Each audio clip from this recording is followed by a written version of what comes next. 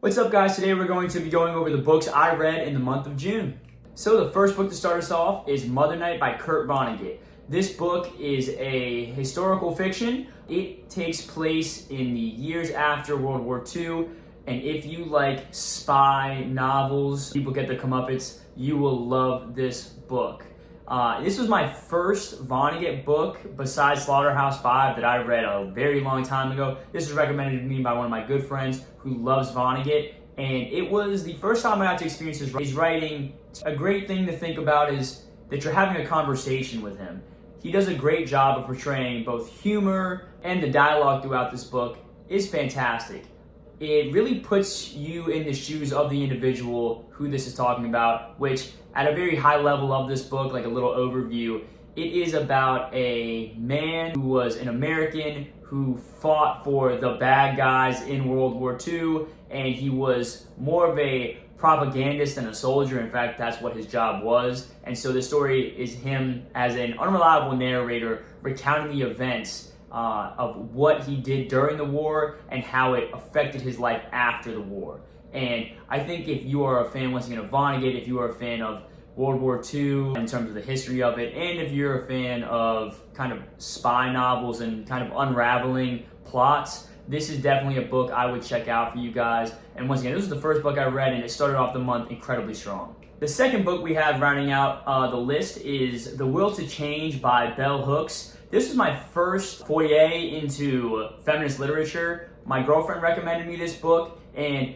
after reading it, I do think it is a book that all young men should read, really everybody in society, based off of now what I've gathered and what I've learned from this book. Something I really appreciated and enjoyed about the way Bell Hooks wrote this book is that it was a combination of, in my opinion, sources and essays, as well as some anecdotal experience that she had, and that really spoke to me, and it really shines some of the light on what there is to talk about pertaining to the patriarchy and pertaining to how young men are raised and how young men are viewed throughout society.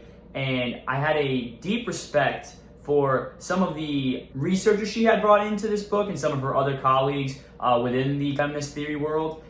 I appreciated hearing not only her opinion and her beliefs, but also some of the others that had been brought in to support her beliefs. I really appreciated learning more and more about the history and what men have been put through within society to sculpt them in the way that they are now. And I, once again, want to reiterate that I think everybody should read this book, especially in the times which we are in now. The final book that I got to enjoy reading in June is Before They Are Hanged by Joe Abercrombie. This is the second book in the First Law trilogy, and I could not put this book down.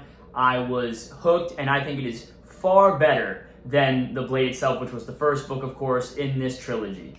I'm going to make a separate video kind of going into my thoughts after reading this book, so I'm going to keep this one a little bit shorter. But imagine that everything in The Blade itself pertaining to the characters, the action, the humor, the espionage, the political satire is turned up to 11.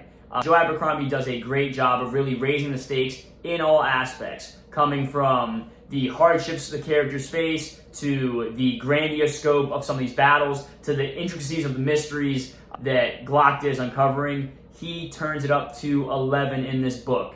And I think my favorite part was just the group of Northerners that you come to know in the first book really get some light shined on them in this book. And that was my favorite part, was reading Colonel West's experience with the Northmen. And for those who have read it, you have seen, it was gut-wrenching. And all I'm going to say is that when one goes back to the mud.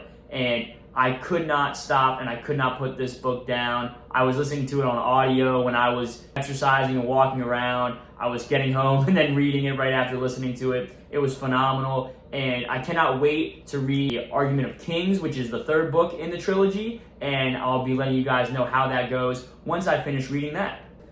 Alright guys, so those are the 3 books that I had the enjoyment of reading this June. If you guys have any recommendations based on these books, I would highly encourage you to drop them below, as I'm always looking for new things to read. Please like and comment, and let me know what you guys read this past month.